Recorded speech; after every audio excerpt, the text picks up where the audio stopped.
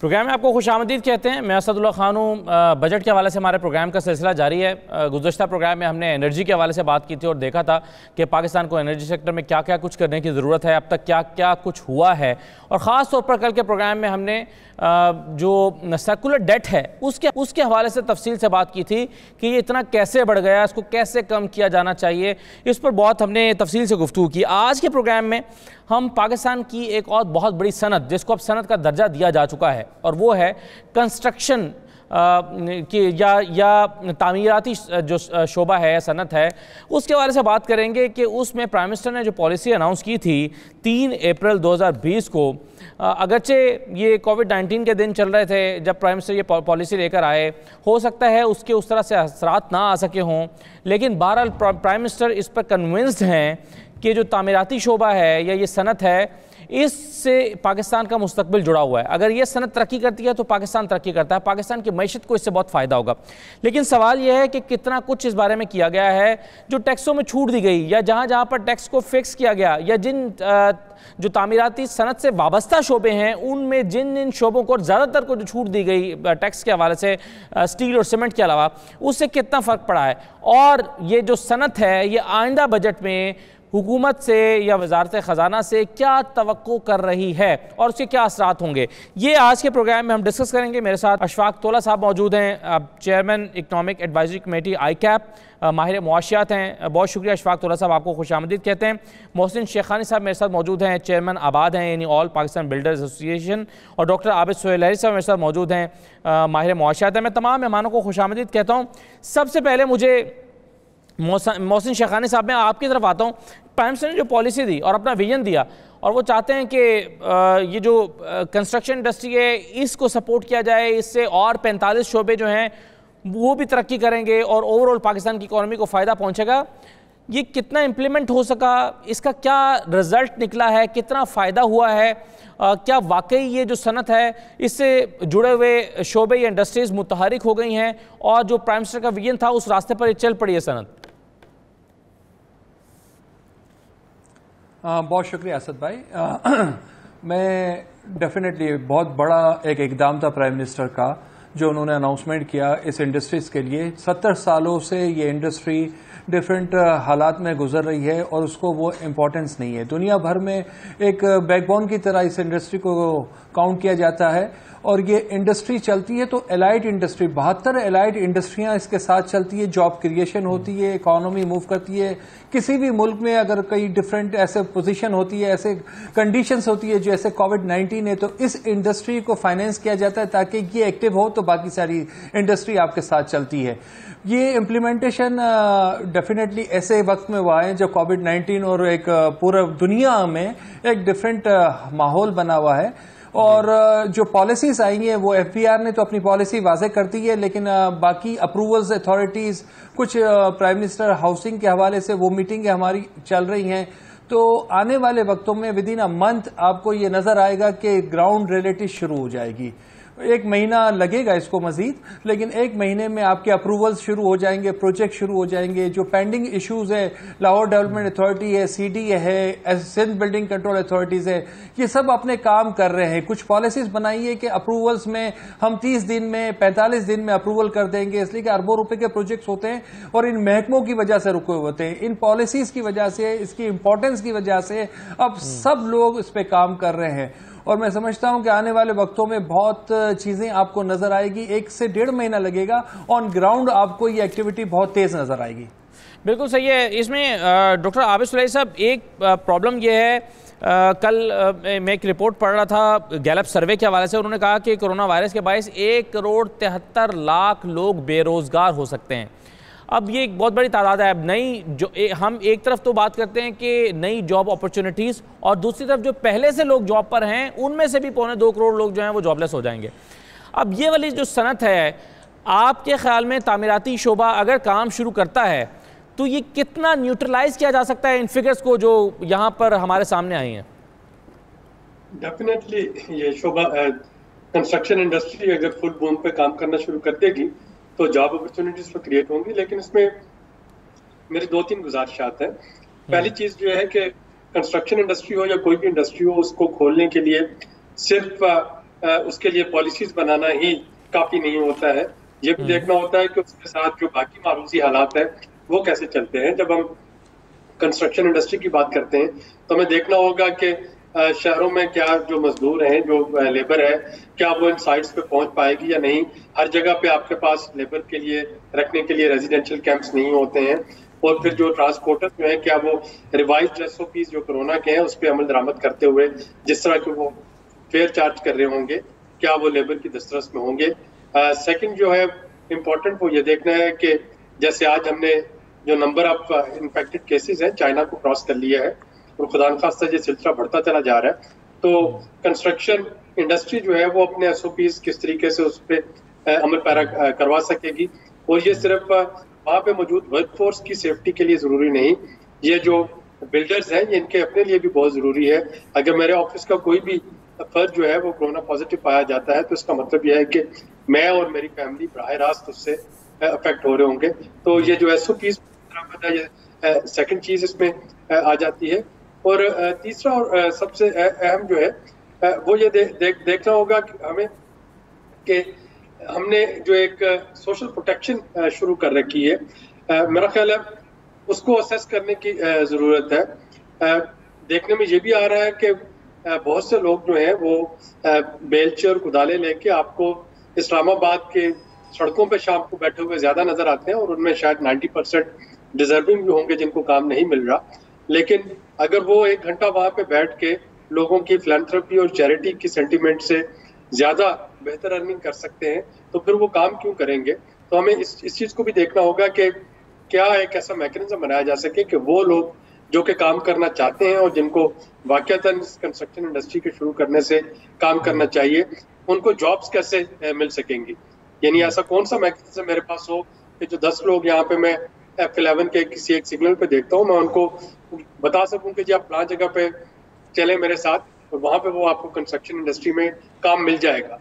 अगर ऐसा नहीं होगा तो फिर शायद इंडस्ट्री तो खुल जाए लेकिन एक शॉर्टेज ऑफ वर्कफोर्स और शॉर्टेज ऑफ लेबर जो है उसका सामना करना पड़। अच्छा, वैसे ये आप इस वजह से आपने इतनी इंपॉर्टेंट बात की है, अगरचे माइक्रो लेवल पे जाके आप बात कर रहे हैं, लेकिन बहरहाल इससे ये पिछले दिनों में हुआ है। मैं अगर लाहौर की बात करूं तो यहाँ पर जो लोग घर बना रहे थे उनको मजदूर नहीं मिल रहा था 2 वजूहात के बिना पर। एक तो जाहिर है लॉकडाउन था, वो घरों को चले गए होंगे। दूसरा यह है कि जब उनको अपने उस अड्डे पर जहाँ पर वो खड़े होते हैं वहाँ पर उनकी चैरिटी हो रही है, उनको इमदाद मिल रही थी, तो वो काम करने को तैयार नहीं थे। और ये वजह है कि एक मजदूर जो 800 रुपये दिहाड़ी लेता है या 1000 रुपये दिहाड़ी लेता है वो 2500 रुपये दिहाड़ी पर भी नहीं मिल रहा था। ये मसला होता है। ये बिल्कुल ये तो आप ठीक कह रहे हैं कि इसके लिए क्या करना होगा। ये तो मैं इस पर शायद मोहसिन शेखानी साहब ज़्यादा बेहतर तरह से कमेंट कर सकें। अशफाक तोला साहब, पहले ओवरऑल जो पॉलिसी दी है हुकूमत ने, आप इसको, जैसे अभी मोहसिन शेखानी साहब ने कहा कि 73 जो इंडस्ट्रीज़ हैं वो इसको बेनिफिट करती हैं ये पॉलिसी अगर ये कामयाब होती है। आप किस तरह से देख रहे हैं प्राइम मिनिस्टर के इस विजन को, इस पॉलिसी को, और आइंदा बजट से मिलाकर आप इसको कैसे देखते हैं कि बजट के बाद इसमें क्या बेहतरी आएगी? बिस्मिल्लाहिर्रहमानिर्रहीम। Thank you very much Mohsin साहब ने और आबिद साहब ने जो स्टार्ट किया है, बड़ा अच्छा स्टार्ट लिया। थोड़ा सा मैं इसमें ऐड कर देता हूं कि अगर आपको देखना है ओवरऑल उसके पर्सपेक्टिव में, तो जो विजन था प्राइम मिनिस्टर साहब का कि 50 लाख घर बनाने हैं, तो ये 15,000 अरब की आप बात कर रहे हो, which is almost 1/3 of your GDP। ये आप यानी तो सारी GDP ईट कर जाएगा आपका। लिहाजा ये विजन बिल्कुल पेपर पे बहुत अच्छा लग रहा है। मगर ये जो फैसिलिटी थी, आपको पता होना चाहिए कि आपका जो कंस्ट्रक्शन का GDP में परसेंटेज है दैट इज 2.49%, और आपकी जो लेबर फोर्स है वो अराउंड 7% एम्प्लॉय कर रही होती है उसको। और ये जो होती है सीजनल लेबर होती है, और मोस्टली अब देखें जैसे कि हार्वेस्टिंग में भी थोड़े से बिजी होंगे, वापस आएंगे, फिर यहाँ पर ये आ जाएंगे। अच्छा, ये कहना और जो SOPs हैं और जो कोविड के जो डेंजर्स हैं वो इतने ज़्यादा हैं कि मैं जानता हूँ, मोहसिन साहब भी जानते हैं कि उन SOPs के साथ, उन प्रोटोकॉल के साथ काम पे अमल दरामद करवाना प्रैक्टिकली ये नेक्स्ट टू इम्पॉसिबल ही होगा। अब देखें, जहां और जगह ब्रीच हुए हैं आपके SOPs के, और जिसकी वजह से ये आज आप नतायज देख रहे हैं कि कोरोना फैल रहा है आपके यहाँ पर, हत्ता कि हमने अभी इतनी एक्टिव टेस्टिंग नहीं की है। तो आप ये देख सकते हैं कि इसके इफेक्ट, जैसे मोहसिन साहब कह रहे हैं कि 1.5 महीने के बाद आपको काफ़ी एक्टिविटी नज़र आएगी। मेरे हिसाब से इट ऑल डिपेंड्स अपॉन, उनकी बात में वजन इसलिए है कि वो समझते हैं, फील्ड पे रहते हैं, उनके अपने प्रोजेक्ट्स होते हैं, इनके दोस्तों के होते हैं, आबाद के होते हैं। मगर मैं ये समझता हूँ इट विल डिपेंड अपॉन कि अब number of positive Covid patients कितने आते हैं और उनकी वजह से क्या इम्पैक्ट आता है फ्यूचर लॉकडाउन सिचुएशन पे। जैसे अब अपनी हेडलाइन में देख रहे थे कि काफ़ी वायलेशंस के ऊपर पंजाब के अंदर और इस्लामाबाद में काफ़ी मार्केटों को क्लोज कर दिया गया और काफ़ी पॉइंट सील कर दिए गए। जी हाँ। तो यही वजूहत मुझे भी लग रही हैं कि आइंदा जाके ये ज़्यादा आपको प्रॉब्लम आ गई। मगर सबसे बड़ा मसला ये है कि अगर आप लेके भी आते हैं, ये जो मोहसिन साहब ने कहा है, Karachi will be the biggest issue, क्योंकि कराची में बिल्डर का कॉन्फिडेंस काफ़ी हद तक ख़त्म हो गया है, बिकॉज के एक पेंडिंग इंक्वायरी चल रही है honourable supreme court of Pakistan की। तो उसको हमें देखना पड़ेगा कि ये किस तरीके से हम कर सकते हैं। दूसरा ये है कि आबाद एक अच्छा स्टेक होल्डर है, मगर आपको इसमें फॉरेन इन्वेस्टमेंट FDI चाहिए होंगी, और इसमें भी हम भी कुछ कोशिश कर रहे हैं कि G2G बैठ के कोई अच्छे उसमें हल निकाले, ताकि पाकिस्तान में सूबे को भी तरक्की मिले और इसकी वजह से हमारी मईशत का जो पहिया है वो चलता रहे। और हमारी मॉर्गेज भी अगर आप देखेंगे ना इस वक्त, वो टोटल 0.25% ऑफ द GDP है, as compare to 3.25% average of the region and 10 to 11% of our neighbour India. तो व्हाट आई एम सेइंग कि आपको इन सब चीज़ों को मरूज़ खातिर रख के पॉलिसी बनाई है आपने। बजट का मैं इसलिए कुछ नहीं कह सकता असद कि बजट में जो हालात हैं, आपको 800 अरब के नए टैक्सेस लगाने हैं, तो जो कंसेशन दे दिए गए हैं, यही ऑर्डिनेंस जो होगा ये फाइनेंस बिल का हिस्सा बन जाएगा। अब इससे प्लस हम क्या कर सकते हैं, मेरा ख्याल है अब तो नहीं हो सकता। और ये है कि ये काफ़ी अच्छे कंसेशन है। हाँ, अगर कोई प्रैक्टिकल डिफिकल्टीज आ रही है तो आई एम श्योर आबाद और दूसरे स्टेक होल्डर्स FBR से राब्ते में होंगे, और अब हम देखते हैं कि किस तरीके से इसको हैंडल कर सकते हैं और किस तरीके से इसको अकोमोडेट कर सकते हैं। ICAP का जहां तक ताल्लुक है तो हम ICAP तो बहुत ही इसको सपोर्ट करता है। बिल्कुल सही है। अब 2-3 चीजें हम तो उसको सपोर्ट कर रहे हैं। राइट सर, एक तो आपने 800 अरब के नए टैक्सेस की बात की, ये बहरहाल इस पर हम थोड़ा सा आगे जाके बात करते हैं। ये पहले ही जो हदफ था टैक्स कलेक्शन का वो पूरा नहीं हो सका। ये 800 अरब के नए टैक्सेस कहाँ से आएंगे, क्योंकि पहले ही लोगों ने या तो उनके पास इस्तात नहीं थी, या हदफ ज़्यादा मुकर्रर कर लिया था, या वो एफिशिएंटली काम नहीं किया जा सकता। उसकी वजूहत मुख्तलिफ हो सकती हैं। मैं ये जो 50 लाख घरों का मंसूबा है, इस पर तफसील से बात करना चाहता हूँ आप सबसे। मैं चाह रहा था दानिस्ता तौर पर इसको के दूसरे हिस्से में इस पर बात करूं, लेकिन पहले एक चीज़ जो उठाई गई है अभी डॉक्टर आबिद साहब की तरफ से, मोहसिन शेखानी साहब आप अगर इसको रिस्पॉन्ड कर दें कि क्या प्रैक्टिकली ये मुमकिन है SOPs के साथ कंस्ट्रक्शन इंडस्ट्री है उसके ऊपर काम किया जाए और ये सारी SOPs को अमल दरामद किया जाए। नहीं होगा तो जाहिर है वो फिर इंडस्ट्री भी सफ़र करेगी और बाकी लोग भी, सोसाइटी भी। आपके ख्याल में ये SOPs पर किस तरह से अमल किया जा सकता है? और दूसरा पहलू जो उन्होंने बताया था कि लेबर जो है जब उसकी चैरिटी हो रही है, जब उसको 12 हज़ार रुपये भी मिल रहे हैं, जब आम लोग भी उनकी चैरिटी कर रहे हैं और उस जगह पर जहां पर वो दिहाड़ी के लिए आकर खड़े होते हैं वहां पर उनकी मदद हो रही है, तो फिर एक बिहेवियर उनका पैदा होता है कि वो काम पर नहीं जाते। और ये वैसे भी लेबर जो एक लेबर में एक ऑब्जर्व की गई है एक चीज़ कि जब तक जेब में पैसे रहते हैं तब तक वो काम पर नहीं जाना चाहते, जब पैसे खत्म होते हैं तो उस दिन वो काम पर जाना चाहते हैं। ये डिफरेंस लोगों की ऑब्जर्वेशन रही है। आपकी राय सर इस पर? मैं समझता हूँ कि बाज़ जगहों पे लेबर के हवाले से ऐसा भी हुआ है कि जो एक्चुअल लोग हैं, जो काम करने वाले लोग हैं, वो लोग नहीं हैं, और वो एक आम से लोग हैं जिन्होंने अपने आप को लेबर का तस्वुर एक बेलचा हाथ में ले लिया। ज्यादातर लोगों का इस नजर आ रहा है, इसलिए कि लोगों को ये नजर आ रहा है कि ये लोग खड़े, हम इनकी इमदाद कर दें। लेकिन जो काम करने वाले लोग हैं वो एक डिफरेंट है, उनको काम भी मिल रहा है, कहीं ना कहीं प्रॉब्लम तो अपनी जगह है। और डेफिनेटली SOPs के हवाले से काफ़ी इश्यूज हैं, होते हैं पूरी दुनिया में। हमारे यहाँ तो ये है कि हम सेफ्टी इक्विपमेंट भी उनको देते हैं तो वो भी यूज़ नहीं होता, जो हेलमेट्स वगैरह हैं, तो वहाँ ये भी प्रॉब्लम्स आते हैं।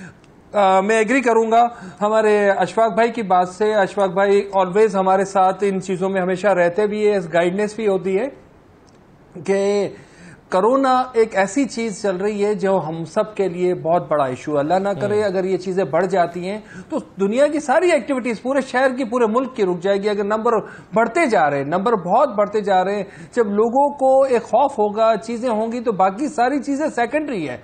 लोगों की सेहत के साथ साथ अगर ये खौफ और ये साइज बढ़ता गया तो डेफिनेटली वो रिजल्ट्स किसी भी चीज में नहीं आनी, पूरी दुनिया में नहीं आए, तो यहां भी थोड़ा डिले होगा।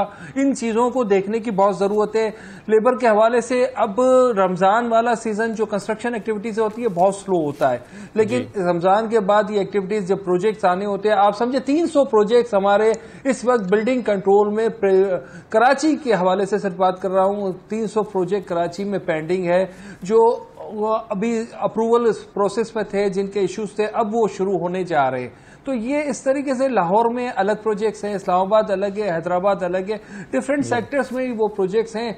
अब वो एक्टिविटीज एक पॉलिसीज आने के बाद चीजें हैं, लेकिन वो अनाउंसमेंट होना, जैसे 50 लाख घरों का उन्होंने बताया कि इतना बड़ा फंड्स होना, अभी इनिशियली 1 लाख घर से शुरू कर रहे हैं, उसके फंड्स को मैनेज किया जा रहा है, उसके बाद 5 लाख सेकंड फेज में, फिर 10 लाख, तो ये इस तरीके से डिजाइन किया जा रहा है। लेकिन फंड्स होना, मॉर्गेजेस होना, ये सब चीजों को डिजाइन करना, प्राइम मिनिस्टर के यहाँ मीटिंग्स हो रही है, एक पूरा जनरल साहब उसको लेके चल रहे हैं। आज कल भी एक मीटिंग हुई, आज भी है, 2 दिन बाद भी है, तो एक मॉर्गेजेस कंपनी उसमें साथ है। तो ये सारे लोग मिलके हम कोशिश कर रहे हैं, लेकिन डेफिनेटली कोरोना का जितना इफेक्ट बढ़ेगा, बाकी सारी चीजें पीछे चली जाएगी। लोगों की सेहत इंपॉर्टेंट है, वो चीजें चलती रहेगी।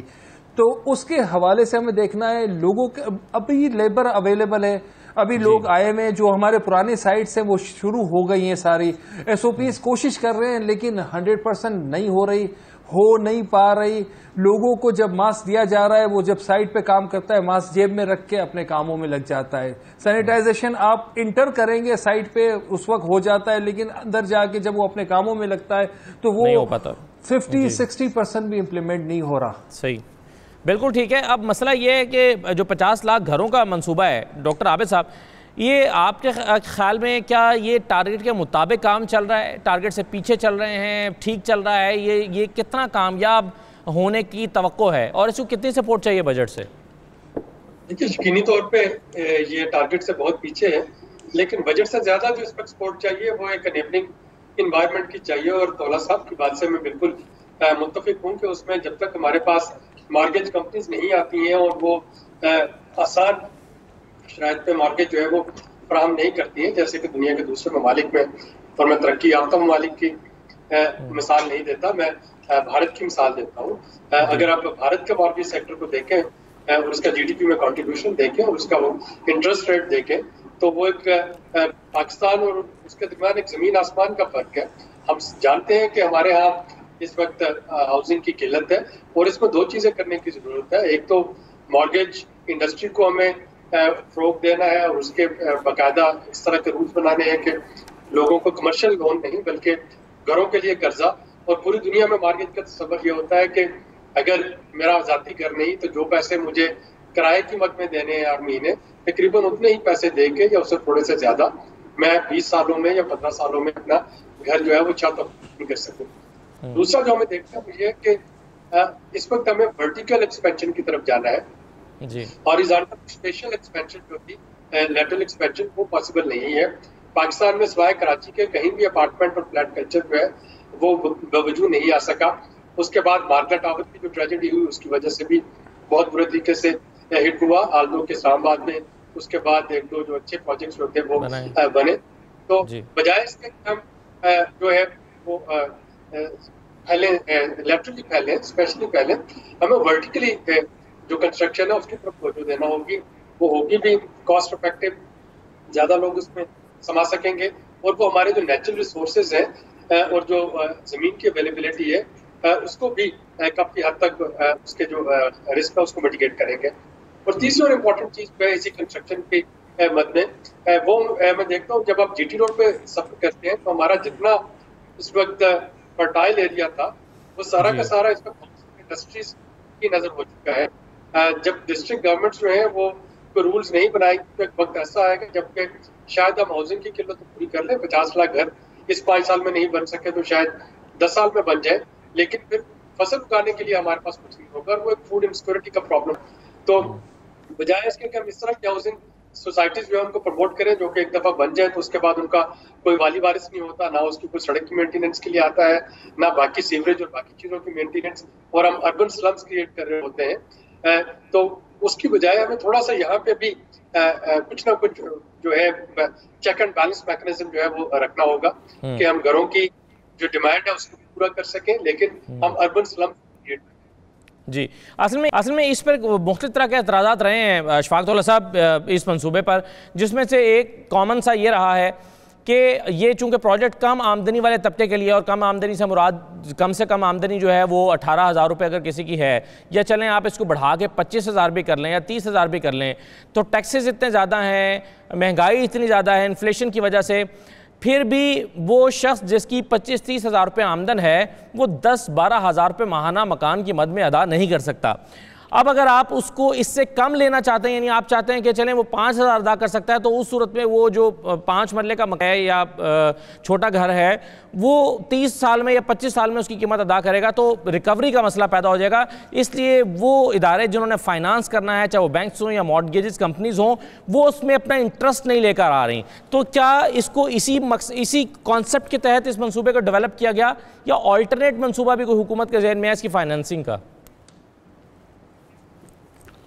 देखिए, मैं आपको एक चीज़ बता रहा हूं कि ये पूरा जो पैकेज आया था प्राइम मिनिस्टर साहब का, उसमें सप्लाई साइड तो बहुत अच्छे तरीके से दे दी गई है, और डिमांड साइड का है ना जो, वो थोड़ा सा इशू है। सबसे पहली बात है कि अगर मैं थोड़ा सा इसको देखूं लो कॉस्ट हाउसिंग को, तो मोहसिन शेखानी साहब के सामने बात करना, जैसे सूरज को मैं चिराग दिखा दूंगा, ये आपको थोड़ा सा 30, 40, 50 किलोमीटर परे काम करने पड़ेंगे, और इसको आपको हॉरिजॉन्टल वर्टिकल दोनों तरफ देखना पड़ेगा।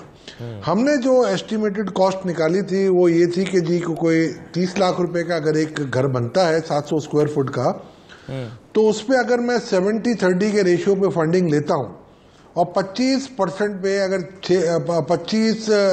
70% अगर मैं लोन लेता हूं और 30% अपने पैसे देता हूं, तो अव्वल तो 9 लाख रुपए लाना मेरे लिए मुश्किल है। फिर अगर फर्ज करें मैं अगर मैनेज कर लेता हूं, और अगर 21 लाख रुपए की आप मुझे फंडिंग करते हैं, और अगर 6% इंटरेस्ट रेट है, तो मेरी जो किस्त बनती है 22-23 हज़ार रुपये बनती है। अगर एक घर में 2 या 3 लोग कमाने वाले हैं, और अगर 50 से 60 हज़ार रुपये भी वो कमाते हैं, तो 23 हज़ार रुपये will be a big issue. मगर मैं ये समझता हूं कि इस वक्त जो वर्किंग की जा रही है, और सुबह भी एक इसमें इम्पॉर्टेंट एक डेवलपमेंट जैसे मोहसिन साहब कह रहे हैं हो रही है, कि हम उसको कोशिश ये कर रहे हैं, वॉलंटरी हम भी हेल्प प्रो बोनो कर रहे हैं कि इसको हम 12,000 रुपये तक के लिए हैं किस्त, ताकि लोगों के लिए बेरेबल हो।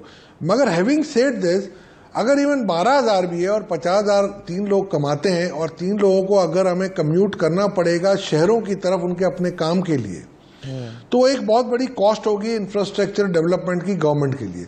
दूसरी तरफ जब आप इतनी बड़ी बस्ती वहां बसाएंगे, तो गवर्नमेंट को भी एक बड़ा डेवलपमेंट आपको करना पड़ेगा वहां पर, ताकि वहां के लोगों को वहां पर बेसिक सहूलियात, स्कूल, मस्जिद, हॉस्पिटल, एंटरटेनमेंट, ये पार्क वगैरह सारे कुछ ना कुछ आपको बेसिक एम्यूनिटी देनी पड़ेंगी। तो ये काफ़ी चीज़ें आपके पास ये प्लेट पे बहुत ज़्यादा है। तो सप्लाई साइड तो आपके पास, आप सुलेरी साहब की लैंग्वेज में बात करूंगा कि सप्लाई साइड हमने क्रिएट कर दी है, demand is a big question mark. और मैंने आपको कहा 15,000 अरब चाहिए, और ये मैं बड़े वसूख के साथ कह सकता हूं कि जैसे आबिद साहब ने कहा, मैं ये कह सकता हूं कि लाख घर क्रिएट कर दें अगर, तो बहुत बड़ा कंट्रीब्यूशन होगा यहाँ पर। मेरा ख्याल है अगर शुरू हम 5,000 से भी कर लें ना, और 5,000 शुरू करके अगर हम 1 लाख पे भी पहुंच जाएं अगले 3-4 सालों में, बिकॉज के ओवरनाइट ये नहीं बनेगा। तो आप कह रहे हैं कि 50 टाइम स्पेंड चाहिए, नहीं, मतलब आप ये कह रहे हैं कि 50 लाख घर तो मुमकिन ही नहीं है, 1 लाख बन जाए तो बहुत बड़ा कंट्रीब्यूशन है। सर मैं आपको ये कहूंगा कि आप अपने तौर पे इंडिपेंडेंटली हाउसिंग सोसाइटीज को जरा देख लीजिएगा, जो बड़ी बड़ी होंगी। मेरा ख्याल है मोहसिन साहब ज़्यादा बेहतर तरीके से बता सकेंगे कि जो हमारी बड़ी बड़ी हाउसिंग सोसाइटीज हैं, वो 5,000 घर भी अगर 2-2, 3-3 सालों में बना देती हैं, तो एक बड़ा कंट्रीब्यूशन माना जाता है। और ऑब्वियसली अगर हम चलें मल्टीपल सिटीज में मल्टीपल लोगों के साथ भी काम कराएंगे, और अगर हम एक घर आज शुरू करते भी हैं तो फास्ट ट्रैक पे भी करेंगे 1 से 1.5 साल लगेगा। तो 2023 तक अगर मैं जाता हूं तो बहुत, और 500 अरब मैं अंदाजा लगा रहा हूं कि अगर 3 लाख घरों पे भी काम शुरू हो जाए और अगर 4 या 5 सालों में कंप्लीट हो जाए तो ये हार्डली आपका ये बहुत बड़ा कंट्रीब्यूशन है मेरे नजदीक तो होगा। और मैं ये समझता हूं गवर्नमेंट सेक्टर ने, इन्होंने कहा लाख उस पर हम मॉर्गेज फाइनेंसिंग करेंगे। वर्ल्ड बैंक की एक फंडेड एक है हमारे पाकिस्तान मॉर्गेज रीफाइनेंस, वो एक्टिवली इंगेज है हाउस बिल्डिंग फाइनेंस के साथ। और अभी हम प्राइवेटाइजेशन में भी जब देख रहे हैं हाउस बिल्डिंग फाइनेंस का, तो एक बहुत बड़ा विंडो हमें नजर आ रहा है नए बाहर के लिए। वो सारी चीजों को हम देख रहे हैं और उसको हम इस तरीके से इसकी एक स्ट्रक्चरिंग करने की कोशिश कर रहे हैं कि हमारे कॉमन मैन को बेनिफिट भी मिले। और हाउसिंग एक बहुत कॉमन इशू है। वैसे ही हम 1 करोड़ घर पीछे हैं, हमारी जो बैकलॉग है 1 करोड़ घर का पीछे है। और इससे हमारी जो है ना, मेरे ख्याल से आपको कम से कम 20 से 21 लाख की नई एम्प्लॉयमेंट जनरेट हो सकती है ओवर नेक्स्ट 4-5 ईयर्स। और एक अच्छी बात होगी आपके पास कि अगर आप 3 से 4% जीडीपी की एम्प्लॉयमेंट अगर आप 6% पे लेके जाएंगे, और अगर आप नेगेटिव पे जाएंगे या नॉमिनल ग्रोथ पे जाएंगे 2% की, और अगर आपको कंस्ट्रक्शन में बूम मिलता है तो आपको जीडीपी को भी एक बहुत अच्छा सपोर्ट मिलेगा और आपकी एम्प्लॉयमेंट को भी एक बहुत बड़ा बूस्ट मिलेगा। मैं समझता हूं ये वो फैक्टर्स हैं जिसको अभी इस वक्त सोचना चाहिए। हमें ये नहीं सोचना चाहिए कि हम लाख घर बनाएंगे कि 5 लाख घर बनाएंगे। हमें इकोनॉमिक एक्टिविटी को बूस्ट करना है, इसके बाद हमें पता चलेगा कि क्या करना है, कितने बने। राइट सर, एक मुख्तसर ब्रेक ले लूँ, छोटा सा ब्रेक लेके वापस आता हूँ। इसी हवाले से ज़रा मजीद बात करते हैं। कुछ कंपनीज या कारखाने जो हैं वो बंद होने का खदशा है। इसी स्टेट बैंक ने खदशा जाहिर किया है कि कई कारखाने दिवालिया हो सकते हैं, कई फैक्ट्रीज जो हैं या कंपनियां दिवालिया हो सकती हैं। अगर ये जो कंस्ट्रक्शन इंडस्ट्री है ये काम करती है और इसके साथ जुड़ी हुई 73 इंडस्ट्रीज काम करने लगती हैं, उनको सपोर्ट मिल जाती है, तो क्या स्टेट बैंक का ये खदशा गलत साबित हो सकता है या इसको न्यूट्रलाइज किया जा सकता है? एक मुख्तसर सा ब्रेक ले लेते हैं, ब्रेक के बाद वापस आते हैं।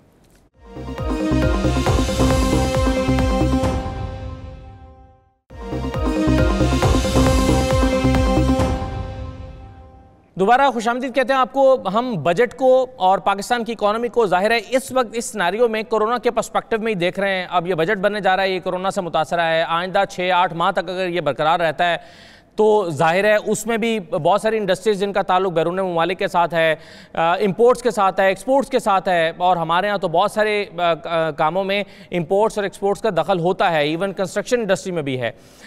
तो ऐसी सूरत में कुछ ना कुछ तो कॉम्प्रोमाइज़ रहेगा इकोनॉमी के साथ और बजट के साथ भी। हम उसी के पर्सपेक्टिव में बात करते हैं। अब डॉक्टर आबिद सुलैही साहब, एक चीज़ मुझे ये बताइएगा कि स्टेट बैंक ने जो कोरोना के मईशत पर पड़ने वाले असरात के हवाले से अपनी रिपोर्ट जारी की है, जिसमें उन्होंने ये कहा कि तरसीलात ज़र और सरमायाकारी में कमी हुई है। अब लॉकडाउन से फैक्ट्रियों और कारोबारी तबके का जो कैश फ्लो मुतासर हुआ है उससे कई कंपनियां दिवालिया हो सकती हैं।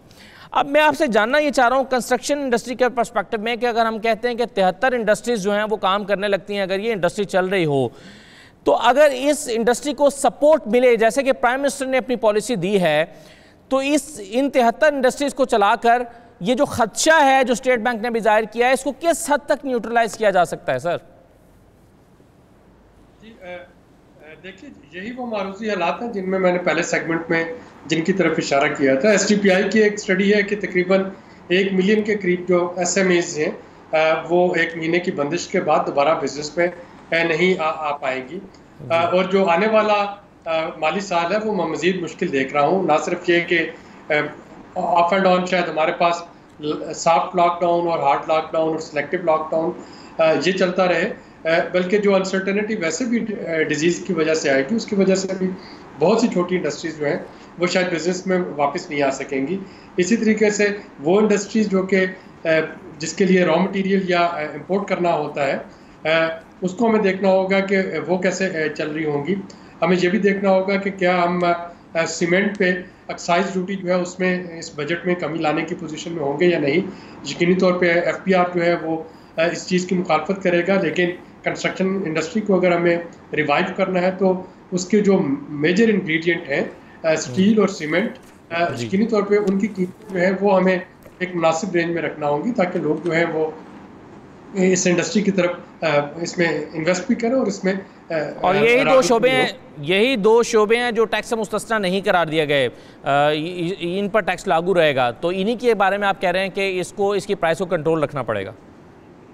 यानी हमें इसके चेक एंड बैलेंस, वो थोड़ा सा इसके प्रॉस एंड कॉन्स देखने होंगे। एफपीआर के हवाले से मतलब एफपीआर बिल्कुल ठीक कह रहा होगा कि अगर सीमेंट पे भी एफईडी कम हो जाती है और अगर स्टील जो है उस पर भी ये टैक्सेशन कम हो जाती है, और तो यकीनन एफपीआर जो है एक मेजर चंक लूज कर रहा होगा। लेकिन हमें उसका जो कौन है वो ये देखना है, उसका प्रॉस साइड जो ये देखनी है कि जहाँ पे बाकी आपके तकरीबन इस वक्त तक $14 बिलियन का एस्टिमेट लगाया जा रहा है जिसका नुकसान हो चुका है, तो उसको शायद हमें बर्दाश्त करना चाहिए अगर हम कंस्ट्रक्शन इंडस्ट्री को रिवाइव करवाना चाह रहे हैं। उसके बदले में हमें जो इलिसिट सिगरेट्स हैं उस पर टैक्सेस जो है, सिगरेट पर टैक्स बढ़ाएं, इलिसिट सिगरेट पे जो ट्रैक एंड ट्रेस मैकेनिज्म है उसको एक्टिव कर दें, आपके 50 अरब रुपए तो वहां से कवर हो जाएंगे। तो ये नहीं कि हुकूमत का नहीं, मगर सिगरेट पे टैक्स बढ़ाएं तो वो तो बढ़ाएं, लेकिन जो बेशुमार सिगरेट्स बगैर टैक्स के मार्केट में फिर रही हैं और काम नहीं कर रही हैं उन पर भी तो टैक्स इम्पोज होना चाहिए ताकि वहां से भी न्यूट्रलाइज किया जा सके। और उसके बारे में तो बेशुमार रिपोर्ट्स आती हैं कि हुकूमत में शायद लोग बैठे हुए हैं और हुकूमत को शायद देखना चाहिए। जी, अपने कमेंट में मैंने यही तस्करा किया कि वो जो ट्रैक एंड ट्रेस सिस्टम है और जो इलिसिट सिगरेट्स हैं जिन पर टैक्स पे नहीं होता, यकीनी तौर पर उनको बंद किया जाए। तो जब हम उनको बंद करेंगे तो 50 अरब रुपए का एस्टिमेट लगाया जाता है कि 50 अरब रुपए के सिगरेट्स जो हैं वो बगैर टैक्स अदा किए इस वक्त पाकिस्तान में बिक रहे हैं। तो यकीनन हम सीमेंट में थोड़ी सी एफईडी कम करके अगर वहाँ से वो 50 अरब पूरे कर सकते हैं तो हमें कर लेना चाहिए। तो इस तरह के कुछ इनोवेटिव सोल्यूशन चाहिए होंगे इस वक्त पैंडेमिक के इस कॉन्टेक्स्ट में, अगर हम बाकी कुछ इंडस्ट्रीज को चलाना चाह रहे हैं। Right sir. अच्छा, अब बिल्कुल आपकी मजीद रिकमेंडेशन क्या होंगी मोहसिन शेखानी साहब?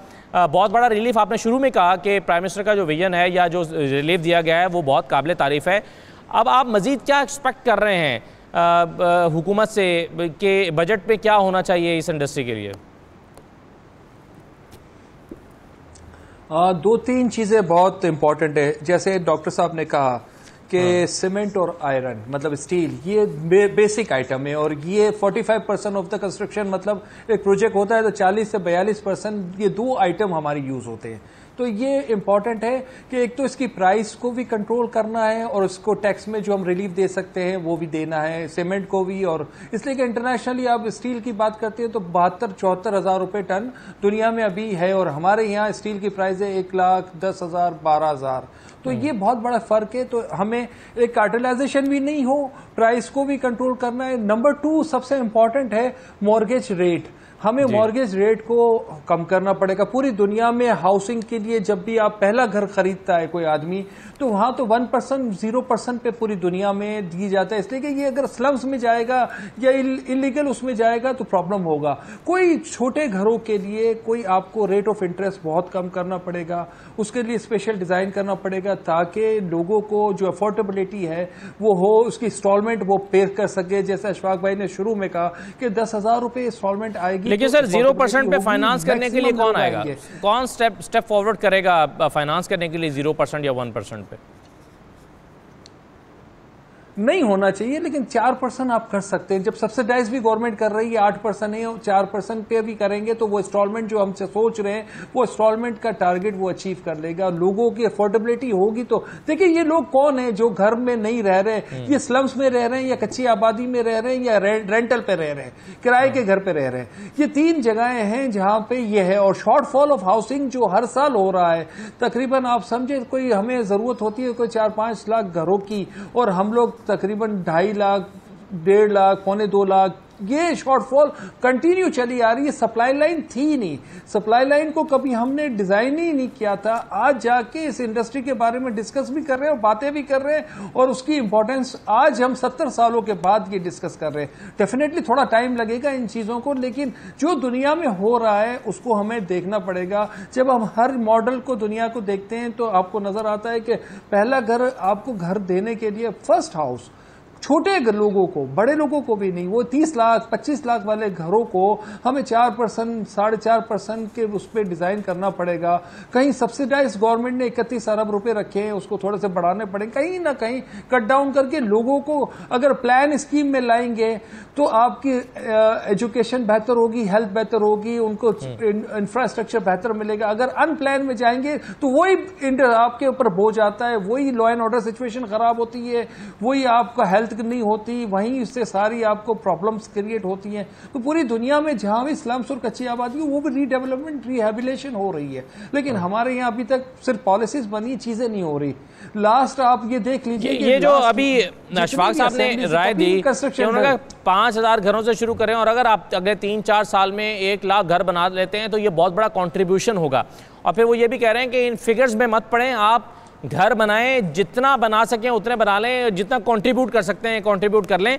आपके ख्याल में ये रियलिस्टिक फिगर नहीं है जो प्राइम मिनिस्टर ने दिया? ज़ाहिर है होमवर्क करके दी होगी 50 लाख की, तो क्या 1 लाख घर बनना मुमकिन हो गया? आप किस तरह से प्रैक्टिकली देख रहे हैं इसको? देखिए, प्रैक्टिकली हम लोग देख रहे हैं सप्लाई लाइन कम थी, अभी जब पॉलिसीज बनी है तो सप्लाई लाइन है। ये वो प्रोजेक्ट्स हैं जो लो कास्ट की हम बात कर रहे हैं, ये सोशल प्रोजेक्ट कहलाते हैं पूरी दुनिया में कि लोगों को आबाद किया जाता है।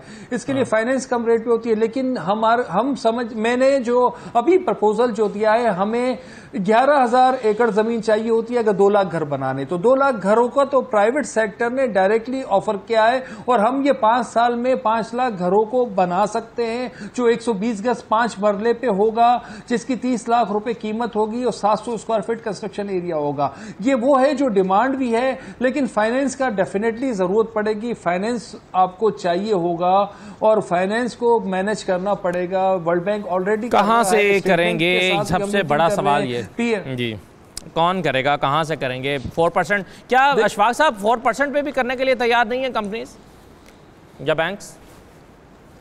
सर, वर्ल्ड बैंक ने आपको लोन दिया है और इंशाल्लाह, मैं तो कहता हूं मायूसी कुफर है, इंशाल्लाह कर रहे हैं, कोशिश कर रहे हैं। ऐसा हम अपने मुल्क को नहीं छोड़ सकते और ये बहुत एडवांस लेवल पे कुछ कोशिशें इंशाल्लाह हो रही है और इंशाल्लाह अच्छी न्यूज़ मिलेंगी। व्हाट आई एम सेइंग कि मोहसिन भाई ने भी जो बात की है या आबिद साहब ने कही है ना, कि हमें इकोनॉमिक एक्टिविटी को बढ़ाना है। सबसे पहले जब ये शुरू हुआ था आपका जो टेन्योर हुकूमत का, तो उस वक्त मैंने ये बात कही थी कि 50 लाख को छोड़े, आप 5 लाख पे भी तवज्जो दे दें ना तो बहुत बड़ी बात है। और अगर हम उस वक्त 5 लाख को फोकस करते ना तो आज शायद हम 2-2.5 लाख के करीब पहुंच रहे होते, प्लानिंग स्टेज से निकाल चुके होते हम उनको। मगर अब हमने एक ज़ाहिर बात चली, वो तो बाइगॉन इज बाइगॉन। दूसरा, आबिद साहब ने जो एक बात की ट्रेस एंड ट्रैकिंग सिस्टम का, तो मैं इस पर पूरी स्टडी कर चुका हूँ और मैं पार्ट था उस टीम का जिसने इनिशियल वर्ल्ड बैंक के साथ मिलकर ये पूरी टीम हमने बनाई थी, इसकी SOPs और अपना RFPs। और आप आबिद साहब को मैं थोड़ा सा वो करता हूँ, माशाल्लाह उनकी बड़ी अच्छी नॉलेज है। आबिद साहब, एक्चुअली ये 160 बिलियन की पूरी गेम है और इसमें माशाल्लाह वो बड़े बड़े नाम हैं कि जहाँ पर मैं और आप फेबर ग्लास्टेड हो जाएंगे कि ये क्या हो रहा है। तो उसकी कमेटी में भी मैं था और उसमें इतने माशाल्लाह इंटरेस्टेड लोग हैं कि आप कोई भी अच्छा काम करें, ये कलीमुल्लाह से समीउल्लाह बात जाती है और कोर्टों में चली जाती है बात, और फिर स्क्रैप करना पड़ता है। और इसमें वो लोग इन्वॉल्व हो गए जो खुद स्टेक होल्डर थे और माजी में उनको एडवाइजेस कर रहे थे, वो बैठ के अब डिसीजन मेकर बन गए थे। और आपने अभी इस्लामाबाद हाई कोर्ट का जजमेंट पढ़ा होगा कि एक दिन में 2 जजमेंट, 2 अपना ओपिनियंस आ गए। तो ये काफ़ी इश्यूज हैं, उसको हमें देखना पड़ेगा। और बिल्कुल इनकी बात से मैं, ये 2-3 साल से बेचारे ये जंग लड़ रहे हैं मेरी तरह, और इंशाल्लाह हम लड़ते रहेंगे, पीछे नहीं हटेंगे। दूसरा, आपने मईशत की बात की ना, देखें, एक तो कंस्ट्रक्शन इंडस्ट्री के हवाले से आपने बड़ी अच्छी बातें की और स्टेट बैंक की रिपोर्ट में भी जो आपने बताया है, कल हम गवर्नर साहब के साथ ICAP के प्लेटफॉर्म से एक वेबिनार कर रहे थे, Pakistan economy post Covid, central bank perspective, और उसमें काफ़ी डिटेल हमने इसमें चीज़ें इनसे डिस्कस की हैं और स्टेट बैंक ने काफ़ी मराहतें दी हैं और दे रहे हैं। और हमने इनसे भी यही सवालात उठाए हैं कि जी आपका पॉलिसी रेट 8% है, आपको पॉलिसी रेट भी गिराना पड़ेगा, बिकॉज कि अब आप नेगेटिव आपके इंटरेस्ट रेट पे आ गए हैं, आप नहीं आए, टर्की भी आ गया, दुनिया के दूसरे ममालिक भी आ गए। और दूसरा, कोर इन्फ्लेशन की बात हो रही थी, काफ़ी हमने इनको माइल किया हुआ है और कायल भी हो गए ये अब कि मेरा ख्याल है कि जो उन्होंने जो फैसिलिटीज़ दी हैं, जो नए इन्वेस्टमेंट के लिए भी, जो कि 7% पे आती हैं, और इसमें 4% स्टेट बैंक है और 3% बैंकों का है, तो मैं ये समझता हूँ उनको बैंकों को कहना पड़ेगा बहुत कमा लिया आपने, आप अपने सर्विस चार्जेस को कम करें, और डिफ़ॉल्ट इंश्योरेंस की एक आपको नई स्कीम लानी पड़ेगी।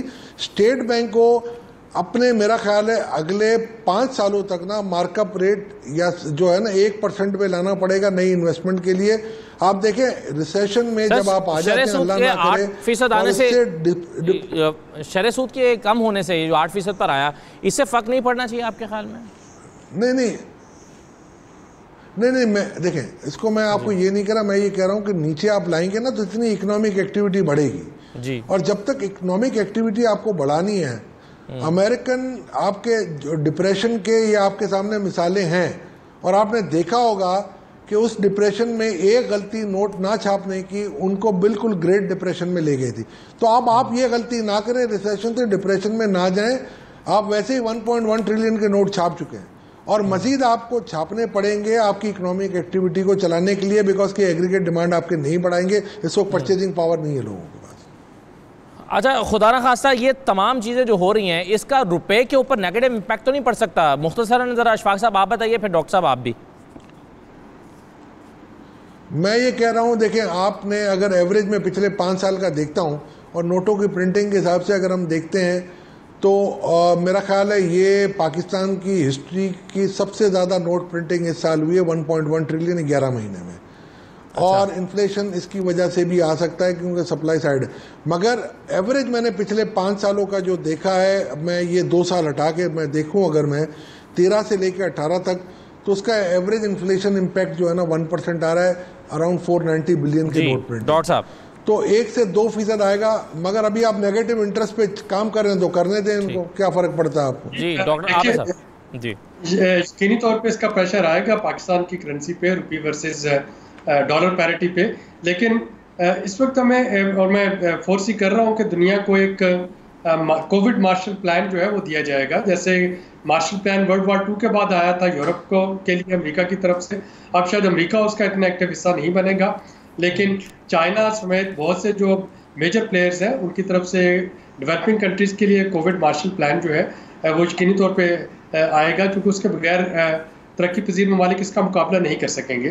पाकिस्तान को जो फौरी तौर पे करना है इस वक्त, बाकी चीज़ों की फिक्र छोड़ के, जब हम पूरी दुनिया से डेट रीशेड्यूलिंग की बात करते हैं तो अगर, और ये इशफाक भाई शायद मुझे बताएं कि अगर हुकूमत Pakistan state bank of Pakistan से नेगोशिएट करे अगले 2 साल के लिए सर्विसिंग को डेफर करने की, तो कितने जो उसको कुशन मिलेगा, यानी जो हुकूमत पाकिस्तान ने जो domestic debt servicing, right sir, right sir, बिल्कुल ठीक, बहुत अहम तवज्जो दिला रहे हैं आप अहम चीज़ की तरफ। बहुत शुक्रिया आबिद सुलैही साहब, आपका भी, इशफाक तौला साहब और मोहसिन शेखानी साहब, तमाम मेहमानों को शुक्रिया। इजाज़त दीजिए, अल्लाह हाफ़िज़।